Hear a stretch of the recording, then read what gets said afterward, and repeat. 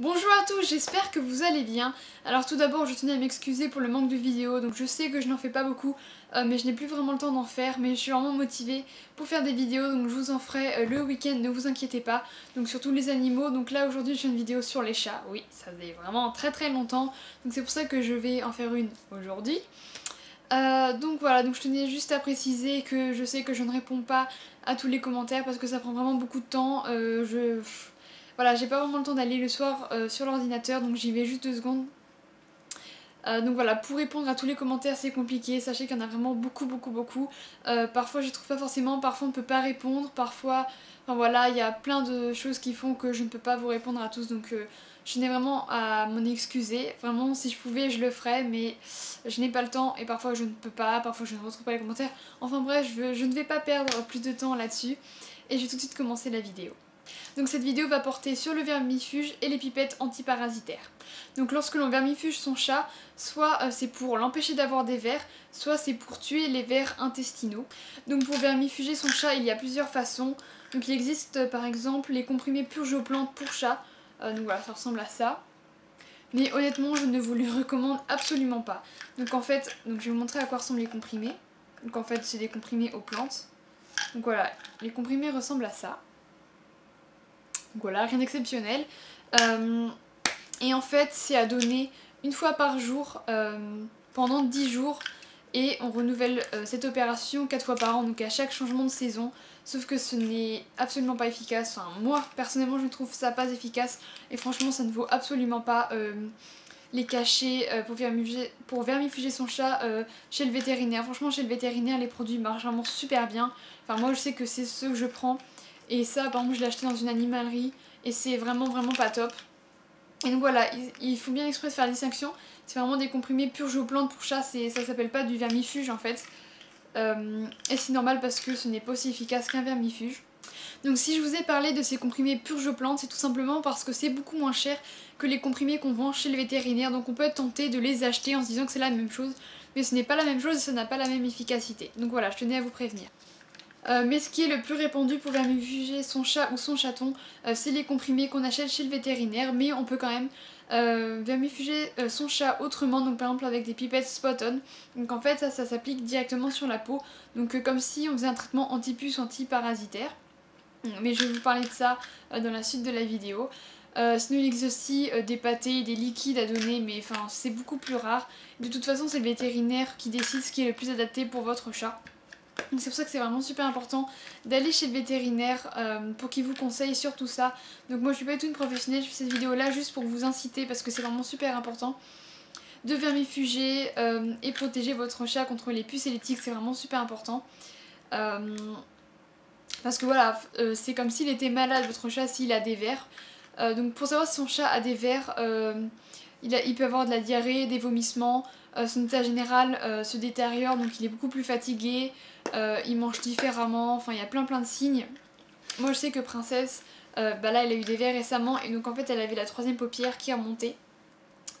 Donc voilà. Donc si vous voulez savoir pourquoi elle a eu des vers, en fait c'est pas parce qu'on ne la vermifugait pas assez, mais c'est parce qu'elle a dû manger en fait, enfin parce que Princesse chasse et du coup elle a pu attraper des vers en fait si elle mangeait un rongeur ou tout simplement, enfin bref, voilà, donc en fait il y a plein de façons pour les chats d'attraper des vers.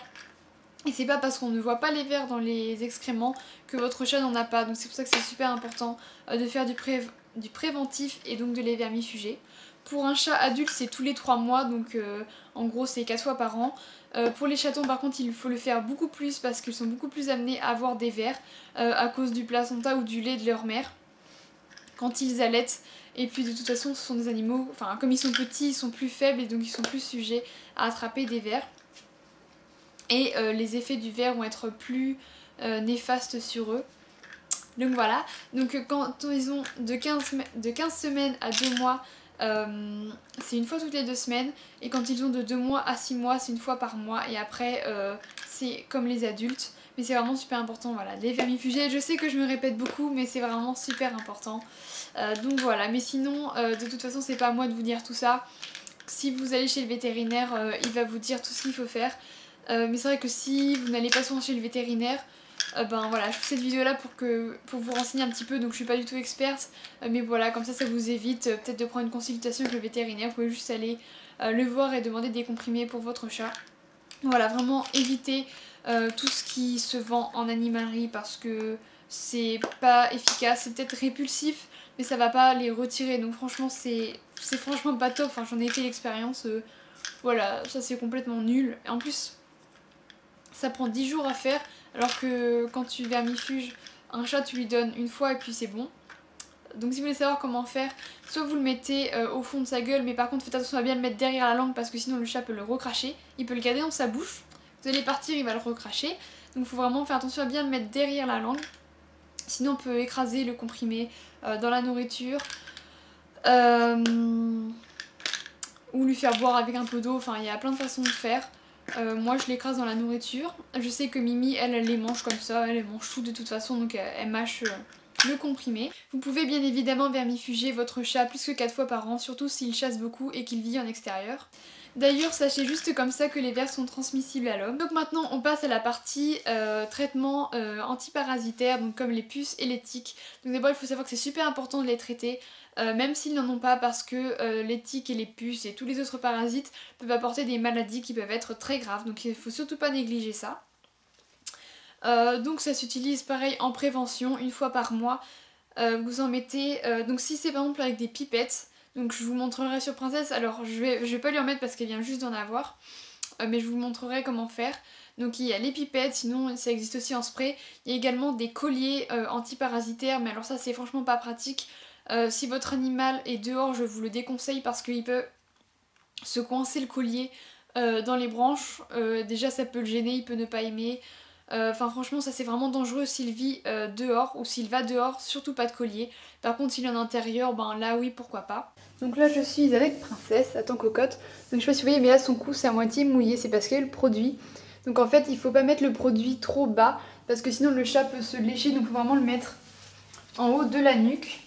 Et il faut bien écarter les poils pour que le produit touche la peau. Hein Princesse? Donc voilà, là on voit bien qu'il y a eu le produit. Donc il faut le mettre voilà, assez haut, écarter les poils et mettre la pipette. Donc vous pouvez être à deux si le chat bouge de trop. Si vous avez trouvé un tic ou une puce sur le pelage de votre chat, vous pouvez utiliser ceci. Donc ça, qu'est-ce que c'est? Je vous en ai déjà parlé dans une de mes vidéos. C'est un crochet, donc voilà, ça ressemble à ça, donc avec une fente. Et en fait ça permet de retirer les tiques, donc on en vend chez le vétérinaire mais aussi dans des animaleries un peu partout. Et donc en fait il faut aussi rattraper le tic voilà, dans la fente et le retirer. Donc il ne faut surtout pas utiliser de pince à épiler parce qu'on peut retirer juste le corps et laisser la tête incrustée dans la peau, et donc après ça va... Enfin dans la peau de votre chat. Donc si vous n'avez pas de crochet et que vous trouvez un tic sur le pelage de votre chat, vous pouvez toujours essayer la pince à épiler, mais vraiment si le tic n'est pas encore vraiment accroché sur votre chat, s'il a juste une petite patte ou comme ça, vous pouvez l'utiliser, mais faire très attention à ne pas retirer d'un coup sec pour ne pas arracher une partie de son corps. Donc en fait il y a longtemps j'avais filmé un tic que j'avais eu à la pince à épiler. Parce qu'en fait cette vidéo là je l'avais fait il y a très longtemps, sauf que je l'ai perdue et tout, donc là je la refais enfin. Et donc voilà, je vais vous montrer cette petite vidéo juste pour vous montrer à quoi ressemble un tic. Donc voilà, c'est super important de vermifuger son chat et de lui donner des pipettes antiparasitaires. Là c'est vraiment pour sa santé. Si on a pris un chat, on assume, donc je vous invite fortement à aller chez le vétérinaire pour prendre des comprimés. Les pipettes, donc les comprimés en fait ça dépend aussi du poids du chat. Si c'est moins, enfin moi personnellement avec les comprimés que je prends, enfin que je donne à mes chats, si le chat fait moins de 4 kg c'est un demi comprimé, et s'il fait plus de 4 kg c'est un comprimé. Après ça dépend peut-être des comprimés, peut-être que chez tous les vétérinaires ils ne donnent pas les mêmes comprimés. Mais vraiment allez chez le vétérinaire, c'est vraiment super important parce que d'une ça fait un contrôle pour le chat. Ou alors si vous allez juste comme ça à l'accueil pour prendre les comprimés, enfin c'est pas grave. Mais vraiment allez-y, c'est super important. Ne prenez pas ce qu'il y a dans les pépinières, dans les intermarchés ou je ne sais quoi, parce que franchement ce n'est pas efficace. En tout cas ça n'a pas du tout la même efficacité que chez le vétérinaire. Donc peut-être que c'est un peu cher. Mais voilà, quand on prend un chat, on assume, on s'occupe de lui. Et donc voilà, j'espère que cette petite vidéo vous aura plu. Et je vous dis à la prochaine vidéo. Bye!